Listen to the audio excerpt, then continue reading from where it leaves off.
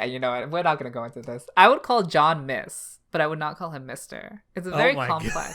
It's very complex. Okay. I hope you're listening to this, John, while you're editing. I see John as a miss. Okay, you know, it's fine. You know, we're not going to do this here. Okay.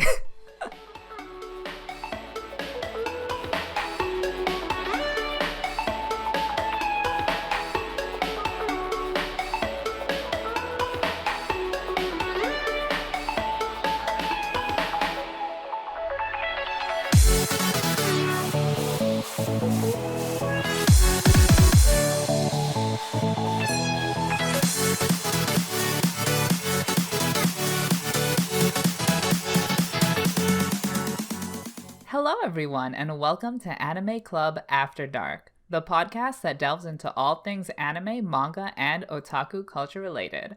I'm your host, Sho, and joining me tonight, we have Alex Senpai. Man, I'm starting to get used to this, not having to host these episodes. Honey, attack the patriarchy, even though I'm also a man. Down with the man, rebellion, overturn the system. No. Speaking of systems that overturning, that's what we're going to be talking about today, but not about political systems. We're going to be talking about magic systems. And when I say magic systems, I mean sort of like superpower, fantasy, special ability, sort of like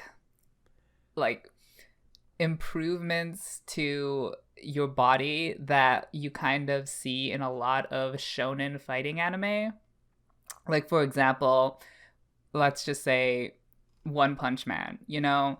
Like, there's the main character who can punch and kill people, and then you've got the cyborg and all these, and the psychic lady, you know, that kind of stuff. So it's an interesting topic because I would say, this might be a controversial statement, but I don't think so, that like the shonen genre is probably the most iconic and popular genre of anime, in the sense that when you bring up the topic of anime to someone, usually the show that comes to their mind is most likely a shonen. And when you look at the shows that like blow up in the anime industry over like the entire course of its existence, you know, the biggest shows are usually shonen. Like, you know, in the original show that blew up, like Pokemon and Dragon Ball Z. I would certainly say that shonen is how a lot of people, at least my age and older, got into anime. I think it's how a lot of people get into anime, and that's maybe why it's so popular. For sure. We saw a resurgence in around 2013 where Attack on Titan and Sword Art Online brought in a lot of new people. I would say that's like the second biggest spike that brought in people. And even I would say there's like a little minor spike right now with My Hero Academia. You can say that shonen is, you know, a big, I guess, gateway into anime. And I would definitely say it's like a building block for the sort of medium as a whole. Yeah. I would agree with that. Yeah, I don't think that's necessarily a controversial statement. I don't know why you thought that would be controversial. I don't know, because a lot of people are like slice of life fans and fantasy fans and like ecchi fans. And there are a lot, like, I mean, anime is a very, you know, diverse medium. And I'm not saying that like a majority of the produced anime is shonen. I'm just saying that, you know, some of the biggest shows are shonen. Well, and the thing about shonen is, especially in context of what we're talking about today, is a lot of shonen revolve around fighting in some aspect or another, and a lot of those fights involve some kind of a magic system. Exactly. So that's why I thought this sort of topic would be, you know, interesting, because it applies to a very popular subset of, you know, anime. And obviously every shonen or fighting anime or whatever you have does it differently. They have different themes of how their superpowers work, different ways they balance them, different interactions between them, basically different ecosystems of how the powers, function against each other. And so what we're going to be talking about today is just looking at these ecosystems and sort of, evaluating and examining how the author sets up this world and how the ecosystem fits into it, and seeing what they did right and wrong and stuff like that. Just doing an analysis of just the meta building of a magic system, and what we think about it. So it's worth pointing out that as a writer, when you're kind of coming up with a magic system, that's a huge part of world building if you're doing a fantasy story. It is. For a lot of the time, the core appeal of your story is the magic system. So you have to think about, how do you want this magic system to function? What are the rules around it? How do you want to thematically, set it in your setting? All of that stuff is extremely relevant to how appealing and how popular your story is going to be. And I thought that an interesting lens that we can use to look into these magic systems is the philosophy of this American author, Brandon Sanderson, who is apparently very popular, but I did not know his name until I made this doc. I not only knew who he was, I've met him in person. Oh my god. I met him at a convention a few years ago. Which convention? I think it was MegaCon in Orlando, if I'm not mistaken. Oh my god, she's met a celebrity. Wow. Yeah, he's apparently extremely famous, that I'm apparently living under a rock, but whatever. He's written the Mistborn series and the Stormlight Archive. Apparently those are his most popular. Stormlight is really good, by the way, if you're looking for like a really good fantasy read. I will keep that in mind. So even though I hadn't heard of his name or his series, I have heard of his philosophy on how to write magic before. And I do think it is a very interesting philosophy, and that's what I thought we would use to sort of stimulate this discussion. So what Brandon Sanderson, one of his, I guess, analyses of how to write magic, is that he distinguishes magic into two distinct subcategories. There is soft magic and there is hard magic, and we're not talking about dicks, but we are talking about we might be. You never know. No. So I'm just gonna read his definition of what soft magic is first. So he says that soft magic systems may not have clearly defined rules or limitations, or provide limited exposition regarding their workings, and are used to create a sense of wonder to the reader. Which basically boils down to, it doesn't matter what the power does on paper. It's all about who screams the loudest. That's who's going to win the fight. Which appeals to a lot of shonen. I mean, yeah, a lot of shonen are like that. It's not really rocket science about who's gonna win. It's more the volume of their battle cries. Exactly. Who can scream the loudest? So I think Asta automatically wins, right? That is, he is a very screamy boy.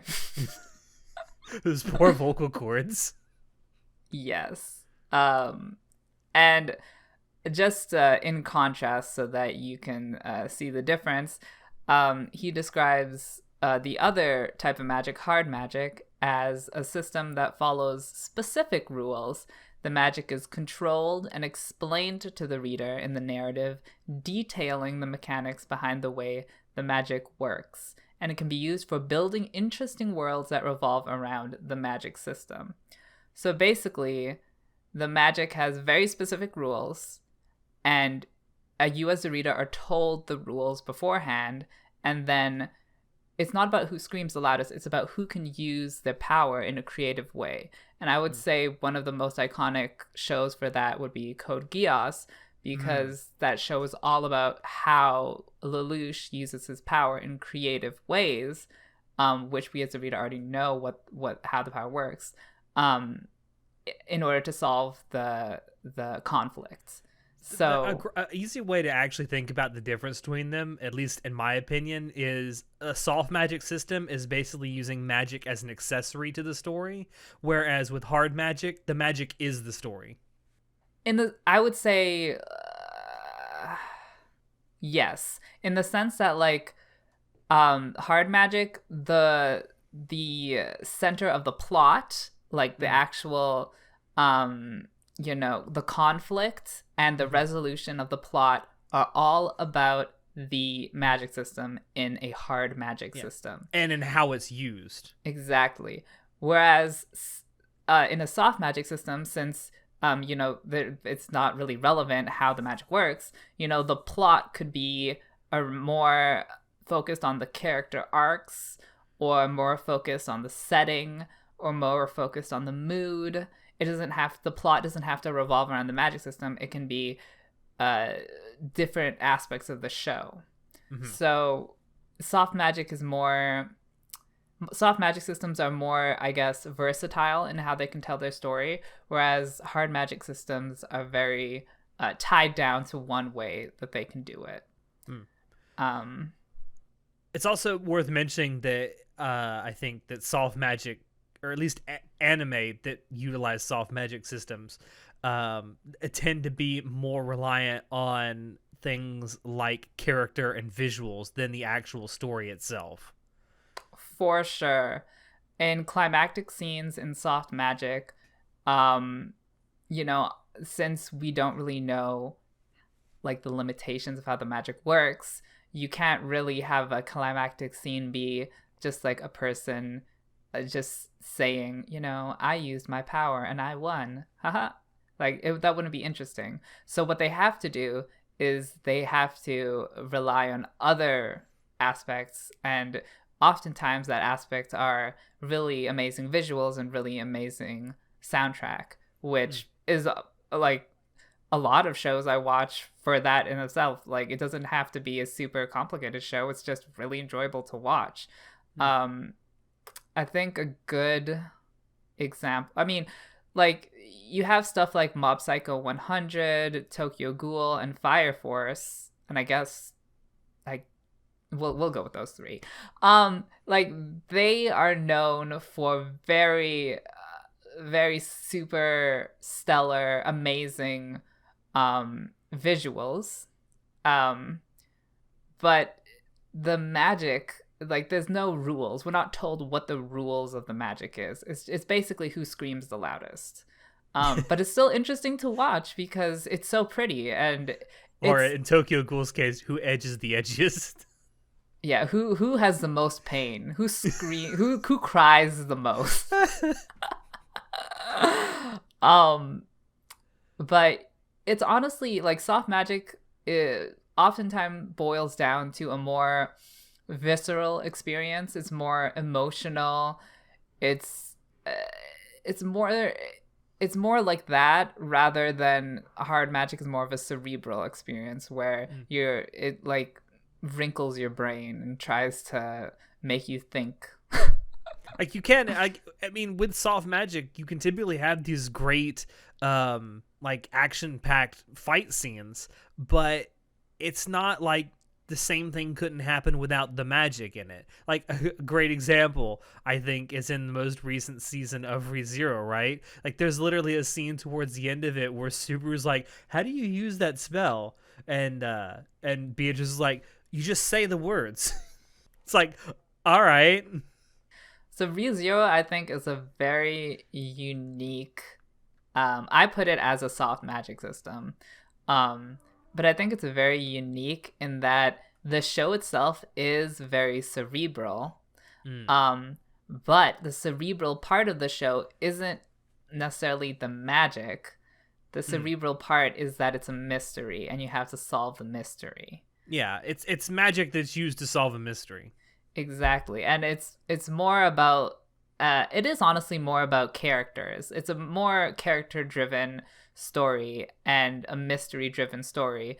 The story doesn't really focus um on how the particulars of all the magic works, but it is interesting because most soft magic, the climaxes are the are like visual and like big fight scenes, whereas I would say the climaxes of ReZero are more like solving a mystery, you know. It's more of a cerebral climax in ReZero. The appeal of the show is more cerebral than a lot of other soft magic. So it's an interesting edge case. It is. And it's magic. like, well, like very little of the magic that you see in ReZero is even explained, like how it works or why it works. You just kind of expected to, like, as a viewer or a reader, whatever the case may be, to just accept it and kind of move on. Like, even his, like, one of the main selling points of ReZero is Subaru's return by death power, right? And it's never really explained how it works. It's at least not yet, in the story, in the anime. It's not explained how this, like, reset point keeps following him further and further forward through time. That's true. I would say, honestly, the return by death is the most explained thing, which is funny because it's not that explained fully, but is the most explained. Yeah, it's the most explained because we as a viewer have the most exposure to it so far, but it's still not that well explained. Like, if I think of like the first big fight scene in the show, I guess I don't want to, I'm not going to go into specifics because I guess that's a spoiler. But anyways, basically all of the superpowers of all of the people in ReZero, like, we don't know the scale of them. We know someone can shoot fire, but how much damage does the fire do? Like, what scale of fire? Like, is fire counted by water? Like, we don't really know. It's just like, I shoot fire and I make people hurt. That's something else that I think that hard magic does better than soft magic systems, is that it gives you a sense of scale to people's magic abilities. Yes, it's less about sort of a set piece at the climax where the fight occurs, and more about who prepared the most, and it's a battle of wits, really. And you can see that a lot with something like Death Note, which is literally, Battle of Wits is literally, that is the show, that's the description of the show. And I think Death Note is another show that uses hard magic to the T. Oh yeah, the Death Notes, like, it is explained very fully how that works. In fact, as part of the original marketing, you could buy an actual Death Note and you could read all the rules that it had in it. Yeah, it was honestly, like, the main appeal of stuff like hard magic is that you get so much exposition about how the magic works. And it's not necessarily about, like, these adrenaline pumping moments of people like punching each other in the face and blood spewing everywhere. It's more about the premeditation and all of the it's not necessarily mystery, but sort of along the same demographic. People who like mystery would usually like hard magic shows because it's more cerebral. Like, it makes you think. I think the appeal of Death Note, at least from a narrative perspective, is it's a mystery story where you actually know the answer from the outset. And it's fun watching all the other characters try to figure out the mystery, although you as a viewer already know the answer. It's a lot like those cop shows where the criminal tries to evade the cops. Of course, this criminal it's a bit more, it's not just running away from the cops. It's like, actually, there's a lot of preparation that goes into it. So it's definitely a more cerebral experience than a more visceral that you get from soft magic. Yeah, for sure. So would you say you have well, I don't know. Like, I know that you have said before that you don't really like shonen. I don't know if that's true or I just made that up. I mean, I'm much less infatuated with shonen now than I ever have been. Although there are still some shonen that I do like. I mean, I hate saying that this is a shonen because it seems way too violent to be a shonen, but like I love Demon Slayer. Mm-hmm. And there's some isekai that I like that could also technically be classified as shonen, I guess. Like I like Slime Tensei. I mean, I know that's an isekai, but it's got shonen aspects to it. Mm-hmm. So, of the few shonen you do like, would you say one magic system appeals to you more, or would you say they have their own separate appeal? I would say they have their own separate appeal, and it kind of depends on what you're looking for. Like anime with soft magic systems, like we said, ReZero I like. I like reading Seven Deadly Sins. I can't say I like the anime too much anymore. I loved Mushoku Tensei, Jobless Reincarnation. I would say that's mostly a soft magic system, at least thus far. I think if you're looking for something that's easy to get into, yeah, soft magic systems are great. If you're looking to actually work your fucking brain while you're watching something, yeah, a hard magic system is great. Death Note is fantastic. Code Geass, fantastic. Fullmetal Alchemist, another hard magic system that's fantastic. Mm-hmm. I would say there's definitely entry or shows that feature soft magic as well as hard magic that I like. I like both of them. But I would say that shows that feature hard magic are the shows that I remember for a long time. Like Code Geass, Death Note, Attack on Titan, although we may disagree on that. As I would consider Attack on Titan hard magic. I would definitely say it's hard magic. The problem is it's too fucking convoluted. And yeah, that's what I want to bring up, is that with hard magic, a big pitfall that you don't want to fall into is that if you start describing things too much and you bring up too many rules, it can easily become very convoluted and confusing and hard to follow. And turn off your readers or watchers. Yes. So you have to make sure not to information dump too much, or else you're gonna lose the attention span of your audience. But yeah, stuff like those shows, Code Geass, Death Note, Attack on Titan, that feature hard magic are shows that I'm going to remember for a long time. They're shows that have a longer lasting impact on me. Whereas we have soft magic shows that I liked, like Jujutsu Kaisen and Fire Force and One Punch Man I really liked. I really enjoyed watching those shows. They were a great experience to watch, but I'm not necessarily gonna think about them after they're done. Like, they're very in the moment. They're very entertaining for what they are. Yeah, they're very timely. Whereas with the hard magic shows, like, they stimulate my brain and make me think for a long time after even I've finished watching the show. Sometimes my brain just thinks back to those shows and I'm like, wow, that was such a great time. I can't stop thinking about it. But maybe that's just me, you know.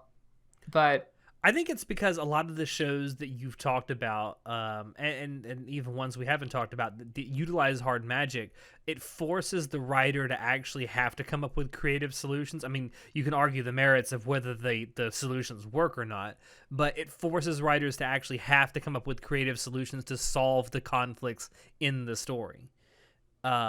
Whereas with a soft magic system, you can just produce a landscape-producing fart and you win instantly. That's true. Speaking of landscaping producing farts, one pitfall of soft magic that can easily derail the show is that it can become cliche very quickly, because if you rely too heavily on screaming to end your conflict, like Black Clover, the show can become very one note, very uninteresting, very basic, bring nothing new to the table, very boring. So I think if you want to do a soft magic show properly, you really do have to focus on the characters. You have to make interesting characters. You have to develop those characters. The climax has to be sort of focused around the development of the characters. And if you don't do that, then you at least need a good budget and good visuals and good and soundtrack. Probably first and foremost, the rest of the world that you're developing has to be interesting. That also helps a lot. Yeah, if you focus on setting, that can also be but I don't think setting can carry you. I think characters can carry you. Setting can only carry you so far. Oh yeah, I'm saying that. Yeah. I'm saying if you have the nicely developed characters, plus you have a soft magic system that works, even if it is cliche. If you add a really interesting setting on top of that, you probably have a winning formula. I can definitely see that for sure. I mean, even if you say like even if the magic is cliche or how it's used, or even if it's just used to at like climaxes, I mean, it can still work as long as everything else falls into place. Yeah, and yeah, you were talking about hard magic doing creative solutions to conflict. Like, I guess we're a little biased in that we're talking about like some of the best hard magic shows that have been released, like Code I know we're talking about like actual classics. Code Geass, Death Note, Fullmetal Alchemist. Yeah, of course we're going to love those hard magic shows because the creative solutions are just so amazing that of course we're going to remember them. Which kind of brings me to My Hero Academia, which I guess is hard magic because they do kind of really explain fully in detail what each person's power does. But I don't think they really solve their conflict in a creative way. I think it's just people screaming at each other to solve the conflict.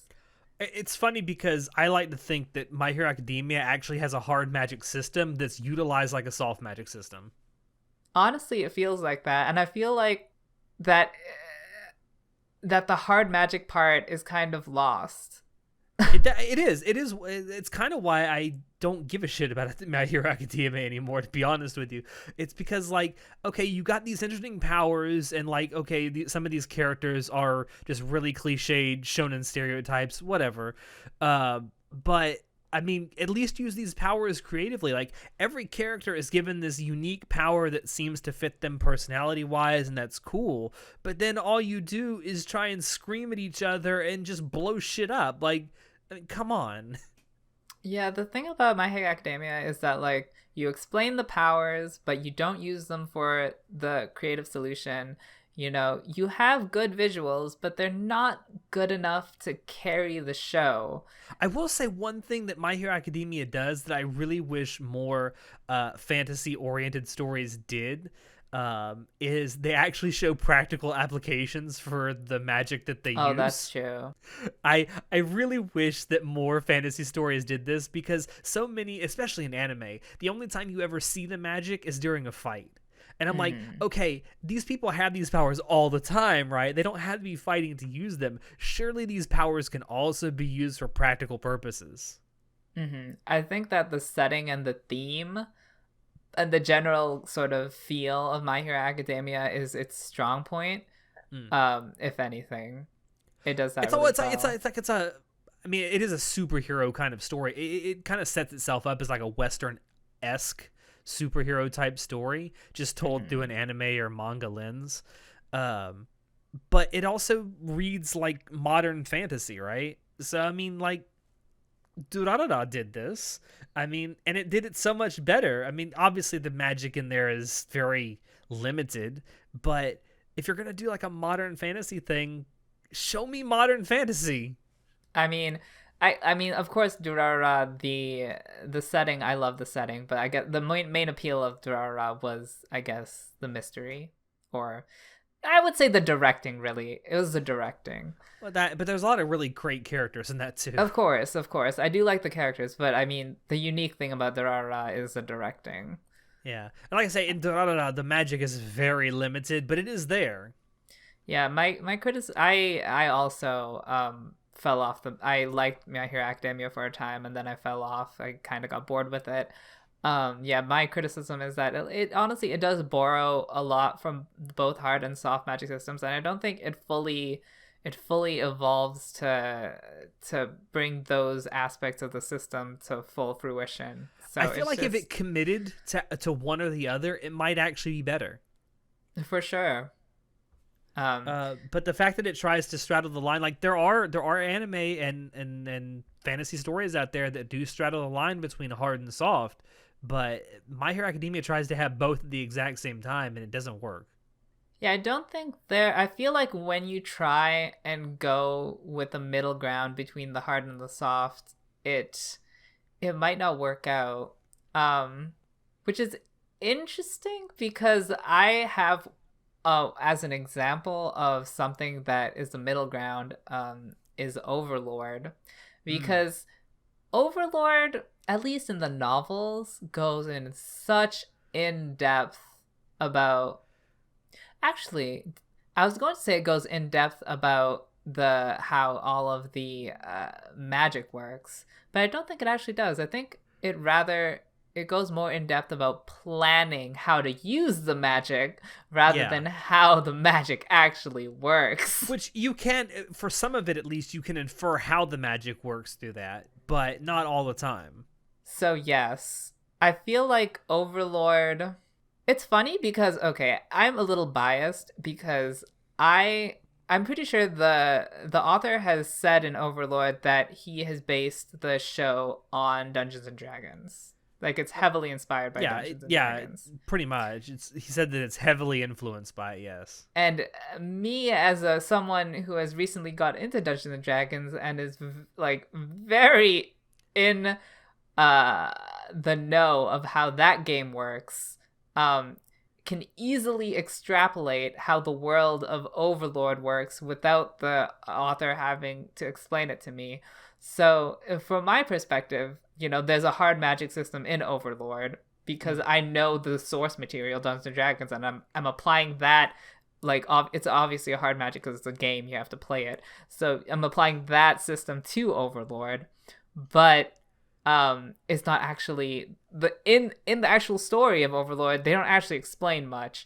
So Overlord is a very weird a very weird outlier in that it feels like it wants to have a very specific magic system, but it doesn't quite explain it.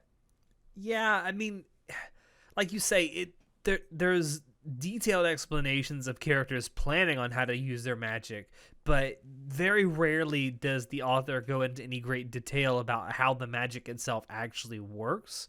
But like I say, I think you can definitely infer some of how the magic works based on how the characters plan to do it. But I honestly think in Overlord it works the way it's done because it also gives you a great amount of world building for the setting itself, showing you how these people plan to use the magic they have. Mm-hmm. And it also goes into character development too. So so just so the viewers know, you don't know anything about how Dungeons and Dragons, like how the game is played, although we are going to start playing it soon. Yeah, I mean, we're definitely gonna start doing that soon. In fact, by the time this comes out, we may actually be streaming it already. Maybe.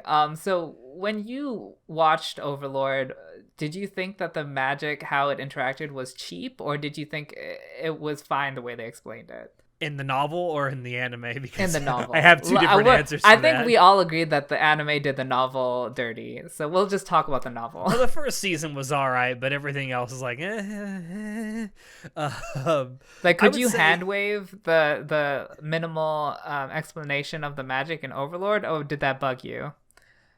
I would say in the beginning, I was hand waving. I could hand wave it pretty easily. Now that I'm as far into the novel as I am, anytime there's an attempt to hand wave it, I'm like, come on, man. It's You've funny come because this far. like a lot of the time Overlord, like the main character is like, I'm gonna cast a 4th level spell or a 7th level spell, or like this magic is on level of a 3rd level spell, and like they don't really explain what that means or how, or they don't go into more depth of that Yeah, in the it's an show. attempt to show a scale, but like, what does this, you got to give me something to compare the scale to. Exactly. It's like they're teasing you with like, I know exactly how this works and I'm going to explain it, but then they never explain it. Which would be, if the author of Overlord actually came out with like a handbook that showed like all the different spells and like the levels and what they mean and how to equate them with one another, like that would be fine. You don't even have to put it in your story. Make it like a supplemental material. Well, actually that exists. It's called Dungeons and Dragons Player's Handbook. You can buy Okay. it from Wizards of the Coast. But literally, I feel like that is literally like he doesn't want to explain it because it's already because he Maybe if you look at the player's handbook for Dungeons and Dragons, maybe that is your answer. anyways. I really like Overlord. I Even love though it. it does straddle the line between soft and hard magic, because I think that it the focus of the show is not the magic. It is sort of, I would say, it's not really the characters either. I guess it's just the situations. It's like a sitcom, kind of. It Overlord really is the kind of is a sitcom. situations. It's not so much about the magic, it's about the situations. Overlord is such a weird novel, I swear to God. I It can't is. categorize it. But It is a huge outlier in the light novel like space for sure. For sure. I mhm. have a question for you though. So Yes. with this middle ground, right? Would you consider an anime that explains in detail how one aspect of their magic system works, but not another one, taking the middle ground? Yeah, I'm sure you have an example. I do. It's the Monogatari series. Wait, what is explained? It's very in depth, especially in the novels. Explained how vampires work. I see. But like how a lot of the other apparitions work or where they actually came from, it's not expressly detailed. Like there's some explanation as to where they all came from and what they can do, but nothing is explained in Monogatari anywhere near as to the level of detail that vampires are.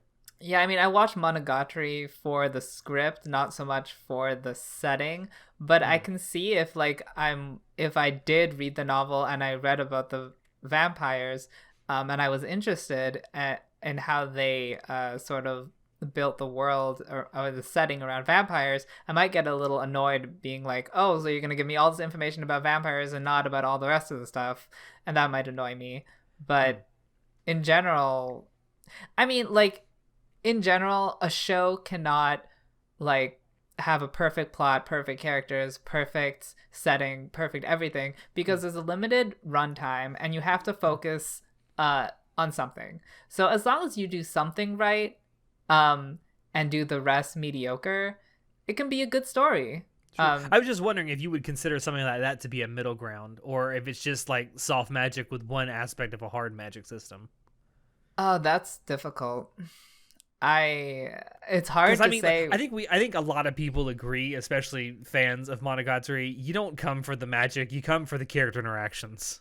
I mean, well, how does Monogatari solve their conflict? I would say, isn't it with screaming? I feel like it's a soft Talking, magic system. a lot of talking. Oh dear. I mean, yeah, I feel like knowing the specifics of the magic system isn't too relevant to solving the conflict, so I would say it's a soft magic system. Okay. I just didn't know if you would consider that a middle ground where like one It specific could aspect be. of the magic is explained very well, but the rest of it isn't. It could very well be. It's hard for me to make a judgment when I don't actually know. I haven't read the novel, so Mm. um I did Let me just put it this way: the writing in the Monogatari novels, there's way more attention or way more time and pages spent to describing the panties that the characters are wearing as opposed to the magic that they're using. Mm-hmm. So, I mean, I do think that if you take a middle ground between soft and hard magic, for the most part, it's going to not turn out I'm not going to enjoy it. I don't think that's a good idea to take a too medium of a stance between the two magic systems. Yeah, I noticed you say that, but I know that 3 of the 4 examples you wrote down here on this dog I'm looking at are things you like that you wrote down for middle ground. I don't know about that. It's funny because we brought up Overlord, but I didn't want to bring up Overlord because it is an outlier, and I do think it's a good novel. You should definitely read it. But you also wrote down Grimgor, which I know you like. Okay, no, we're not going to talk about that. And you wrote down Danmachi, which you and I both admit is trash, but we like it. No, okay, I don't like Danmachi. I've changed my... You lie. You lies and deceit. I liked Hestia when she first came out, but I don't like the show anymore because it's just so boring. No lies and deceit. I know you're going to watch the 4th season. I don't think so. So I didn't want to talk about Danmachi because I think that's a perfect example of where taking a middle ground ends up with a failure of a show. No, I like Danmachi. I'll listen to everyone watching. Yes, I admit Danmachi is trash, but it's trash I gotta have. Okay. The thing about Danmachi is that, you know, it's very clearly based on video games and stuff that is based on video games have clear rules. They have, obviously, or else they can't function, you know, like. Well, so does D&D. You have to program in, like, this ability does this damage, this, you have set amount of health, you have set amount of energy, whatever. So when you make a show based on a video game, in that sense, in like an RPG video game, you're working with the hard magic system. And with Danmachi, the conflict is solved by screaming at each other, even though the basis of what the show is trying to do is based on a hard magic concept. So the plot of Danmachi is just so boring because there's no tension, there's nothing, and I feel that stems from taking a middle ground between the two systems. I think a lot of the tension is not there because, at least for the main character Belle's perspective, there's always people coming in to save him. I guess so, but like even when there's like a big battle between people, I don't really care. I have no investment because it's the magic system is just so all over the place that it's not an interesting event for me when people fight. Which is fair enough. Like if you don't understand how the magic system works or you just don't care, then whatever anyone does with that system is probably not going to interest you at all. Exactly. Which is kind of exactly how I feel about Attack on Titan. Not bad. Yeah, so if you want to hear Alex's full thoughts on why he hates Attack on Titan, you can listen to our spoiler There's like cast. 6 episodes now just of Natai losing his shit. Oh no. I don't know if we want to talk about Grimgar. I don't have fully formed thoughts about Grimgar. Grimgar is another show that is basically based on a video game. This is how, hearing you talk about Grimgar, this is how I think you feel about Grimgar, but feel free to tell me I'm wrong. Like, you love the idea of Grimgar, but you're not sure whether you like Grimgar. Wait, what do you mean? Like the show? Yeah, well, not the show, but I mean, because you've read the novels, right? Yeah. Yeah. Like you like the idea of where the story could go, but is the story gonna go there? I don't know. Actually, I have no idea what you're saying. Anyways, I don't know where you want me to where the story's gonna go. I feel like you want to like it more than you do. That's definitely true. I think, okay, so I've formed some iota of a thought on Grimgar. So, I mean, okay, the relation to magic systems is that clearly it's based on, video games, so there's a hard magic base to it. But the conflicts are usually not...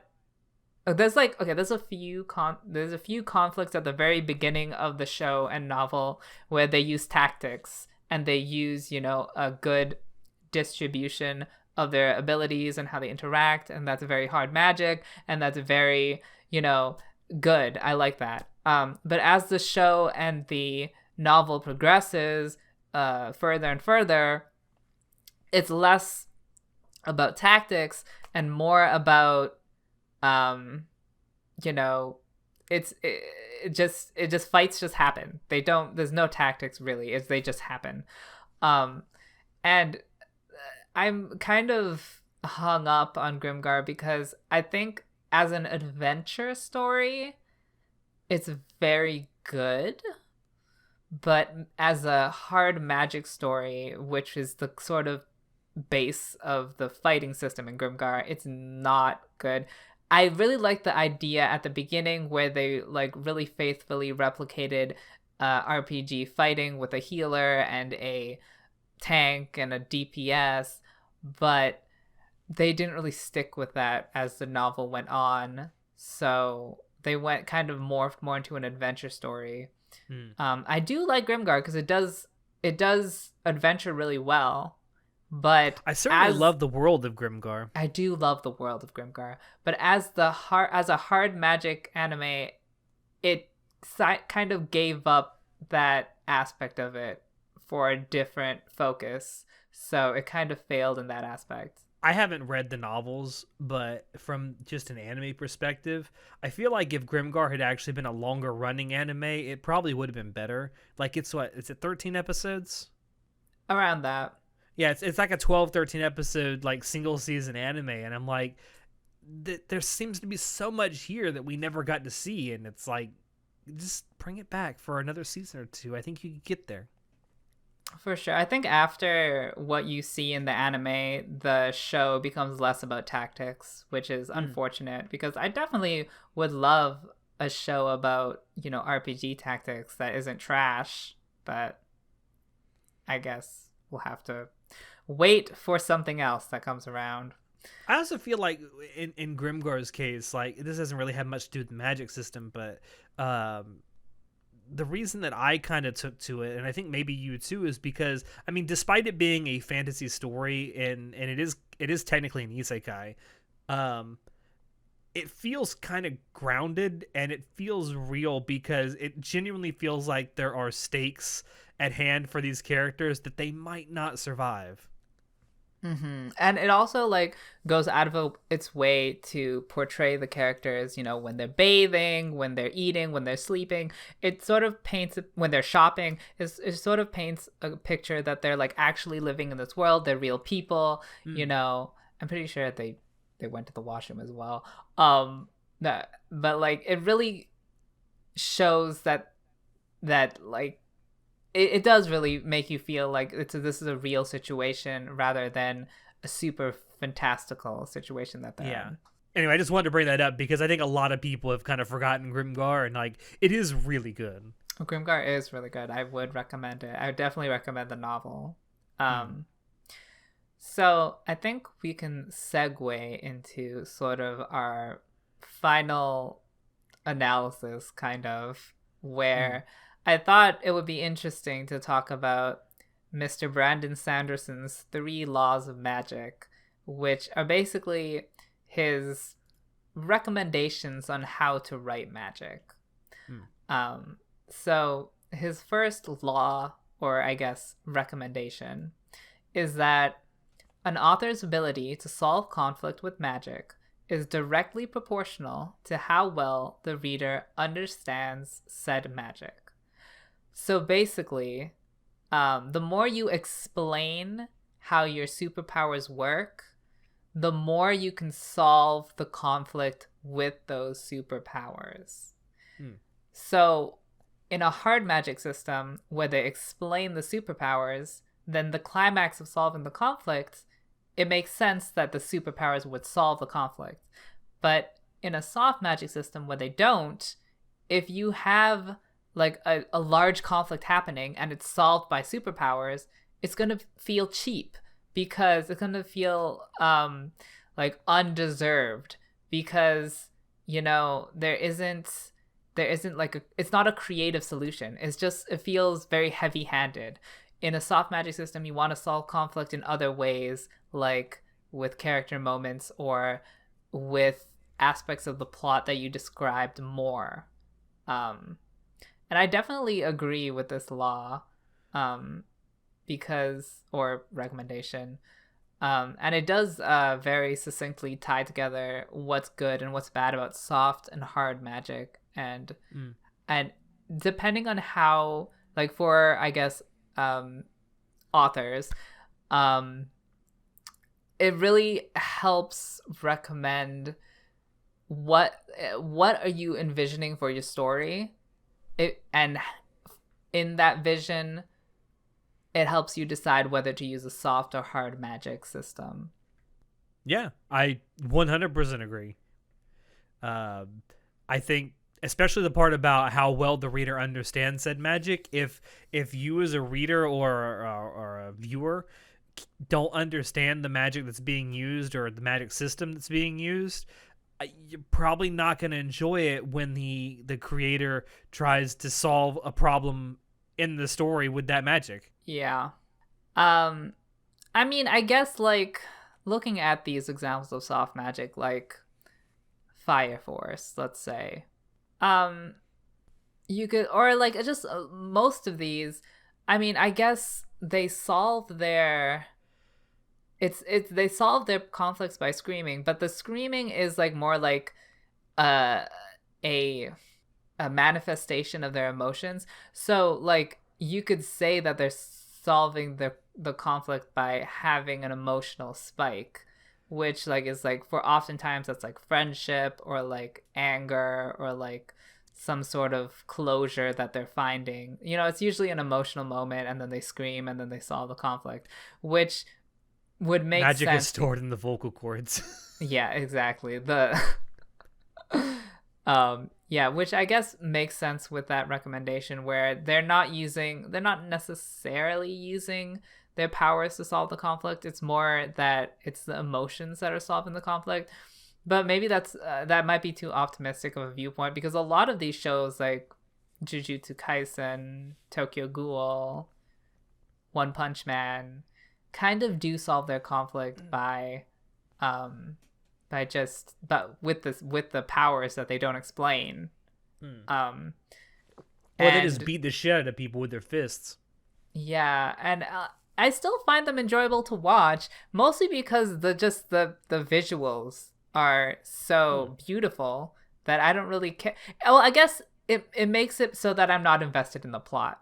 I guess that's the real problem here, is that because they're solving the conflict with the superpowers that they didn't explain, I'm not invested in the plot, but I am it's an enjoyable thing to watch. There's nothing wrong with that, though. I mean, it's perfectly acceptable to enjoy an anime simply for its visuals.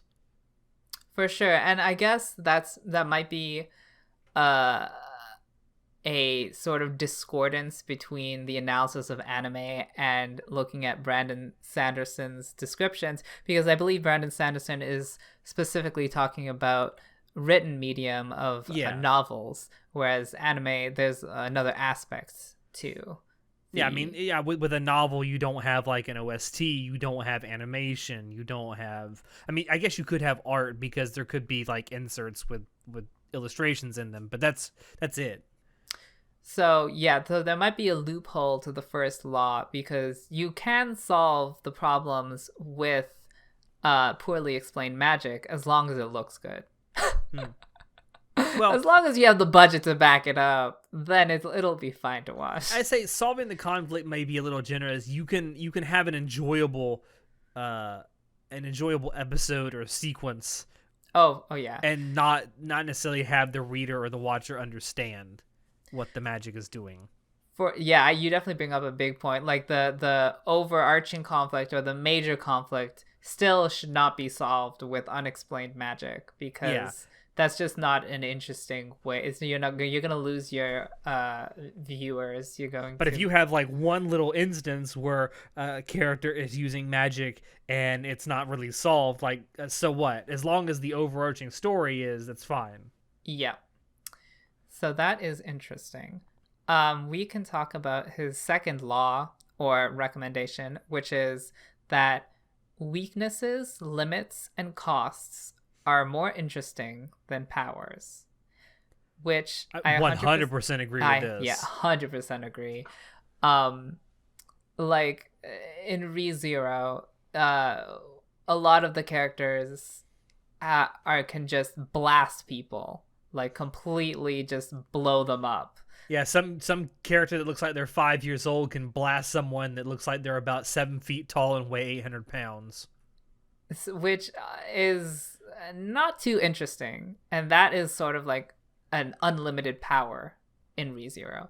Yes. Whereas I think one of the most perfect examples of this is Code Geass, where the power is that you can compel someone to do whatever you tell them to. But the weakness is that there's a lot of weaknesses, like it's only once per person, you have to look them in the eye, they have to hear you, you know. And those weaknesses, the limitations, are what makes using the power so interesting. Because and the cost, especially to Lelouch.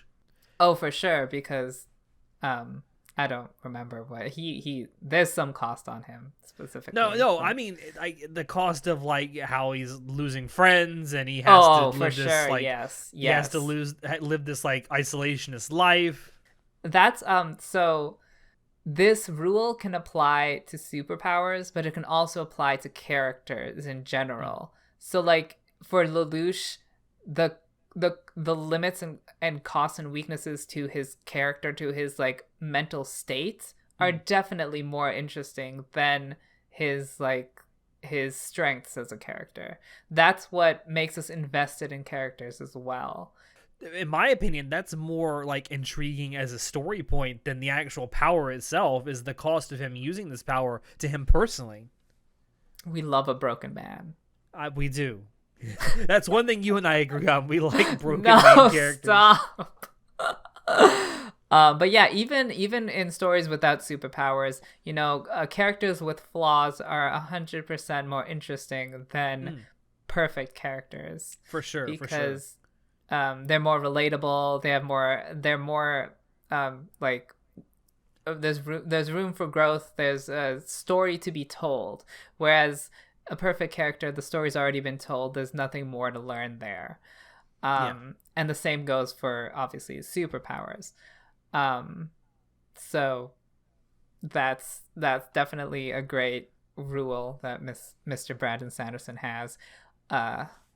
And I guess I like how you keep saying his full name. It's like a meme that I have started saying Miss in front of everyone's name. So now I'm gonna just say Mr. in front of Mr. Brandon Sanderson's name. I hate myself. Okay, so I can't wait until you use that on John. What? Can't wait till you use that on John. See, okay, I will call you Miss if I don't respect you, and Mr. if I... Okay, you know what? We're not going to go into this. I would call John Miss, but I would not call him Mr. It's very complex. God. It's very complex. Okay. I hope you're listening to this, John, while you're editing. I see John as a Miss. Okay, you know, it's fine. You know, we're not going to do this here. Okay. Mr. Brandon Sanderson's last word, last law, last words. I hate it here. His last law of magic. I'm breaking down. Okay, is that the author should expand on what is already a part of the magic system before something entirely new is added, as this may otherwise entirely change how the magic system fits into the fictional world. So basically, if you introduce something, finish explaining what you introduced before you start introducing other stuff, which I'm sure is your problem with Attack on Titan. It's certainly part of it. Yeah, that's a big part of it, actually. I don't really know if I want to go into it too much because I feel like it's spoilers. Oh god, yeah, don't go into spoilers, but for Attack on Titan, that was definitely a big frustrating, that frustrated me a lot, that they would introduce, you know, certain aspects of the world, not fully explain them, and then continue introducing things and just continually introduce new aspects of the world and never explain anything. And that made me so in frustrated. general, like, I hate that way of writing too. Like, it's not even exclusive to Attack on Titan. This manner of writing where something is introduced and then like it goes away for a while, and you're just expected as a reader. It's like, wait, it'll be explained later. Like, no, tell me now. I can forgive Attack on Titan because to me they did fully explain it eventually. That's the thing though. Like, how long do you wait? Like, how long is too long? I can definitely see that as being a criticism. I mean, it depends on what you want from a show and what kind of shows you like. And again, Attack on Titan toes the line between being, or I guess sort of just like smashes the line of being overly complicated and convoluted. And I can definitely see that being a turnoff for a lot of people. But for me, it worked out. I don't know. I'm happy for you.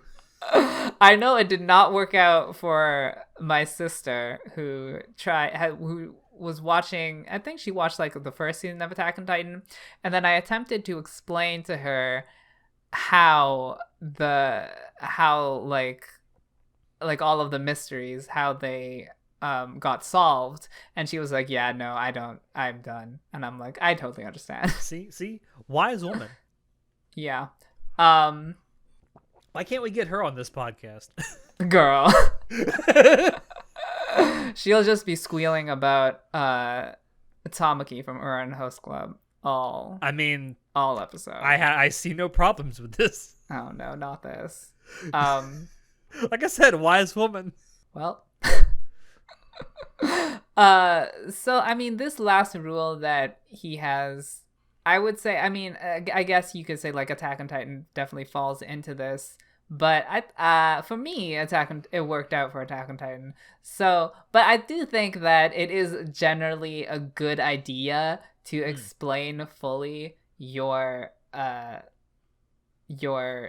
magic system, because otherwise you're gonna lose the patience of your audience, and they're not gonna continue your story. I think the fact that Attack on Titan retained such a big audience is because it had more than just a mystery. You know, it had really good visuals, really good OST. It had other aspects of the show that kept people's attention.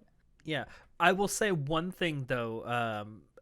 One anime that exemplifies this last law is Fullmetal Alchemist, because anytime a new character is introduced, like an actual alchemist that has a different power, it's almost immediately explained. Not almost immediately, but pretty soon after they're introduced, explained how their powers work, and then they use them. Yes. I mean, that's a very good use of how to like introduce new concepts and incorporate them into your world, because otherwise it's just going to be a mess. And that's a definite pitfall that a lot of authors can fall into. But I mean, I don't want to keep going back to Attack on Titan, but I do think that it might be an outlier, because I feel like the author clearly did this on purpose, not because he was sloppy, which may work or may not, but it was something intentional that he did. So, again, I think the main loophole in this law is that it doesn't take account for that we're applying it to a visual and audio medium that can have other distracting factors that can carry the show until the system is fully explained. It's like with the anime in particular, you can visually show how something works without like actually explaining it with words. That is true. Which is something you can't do in a novel. That is true. I would like to point out, though, before we kind of wrap up on this, is there is a 0th law to this. Oh, okay. And I think it's generally just good writing advice. What? It's always err on the side of what's awesome. Well, I mean, that's very just generic good writing advice, isn't it? This is very generic advice. And to me, that advice is the same as just like, get good. just do what's great. I said that's just generally good writing advice. No matter what, if you're writing fantasy or science fiction or even like fucking mystery or romance, like always err on the side of what's awesome. The only time where you don't necessarily have to do that, I guess, is if you're writing a slice of life. I guess so. I just thought that was entertaining, the way that's written. Always err on the side of what's awesome. Okay, just get that on a t-shirt, honey. Yeah. But I think all three of these laws are generally good writing advice if you're doing fantasy. For sure. Very good advice. They might not be perfectly applicable to all mediums, but they're a good starting block to keep Certainly, in mind. I think it's 100% applicable to writing, like to just novels or light novels. Honestly, actually, thinking of the third law that you have to explain fully things, you can apply that to Durarara, because like they really don't explain things at the beginning, but it eventually all comes together. Or stuff like Baccano. But I think it works for those kind of shows, but it only works for a certain audience that wants that, because not all audiences will have the patience to stick around for that. I think particularly with Durarara and Baccano is the plot relies way more on the mystery element of it than the magic that's being utilized. But the idea is that you want to fully explain something before you introduce other things, and Baccano and Durarara doesn't explain the plot, like the mystery. They don't explain the micro mystery at the beginning, and they just keep adding in other micro mysteries until at the very end you can finally piece it all together, which kind of goes against the sort of spirit of the advice that the third law is trying to give. And Durarara and Baccano are both novels, and I assume, I haven't read them, but I assume that it works for the novel as it works for the anime. So I feel like the third law might be... I'm sure there are loopholes to each of these laws in some cases, but I mean, for the most part, they are solid advice. Yeah, I mean, there's probably going to be a couple of outliers here and there, but I think, like you say, generally good, solid advice. Yeah. We love Mr. Brandon Sanderson. Please check out his Mistborn and Stormlight archive. We are not sponsored. But I guess this is the Brandon Sanderson episode. It's a great episode. I guess that is it. Thank you all out there for dropping in to listen to us. Check the description below to find links to Anime Club After Dark on Twitch, social media, and Discord. Check out our merch store and our affiliate links as well. Any purchases there will really help us out. And with that, I have been your host, Sho, and we will see you next time. Say goodnight, Alex. Good night. Good night. Come on.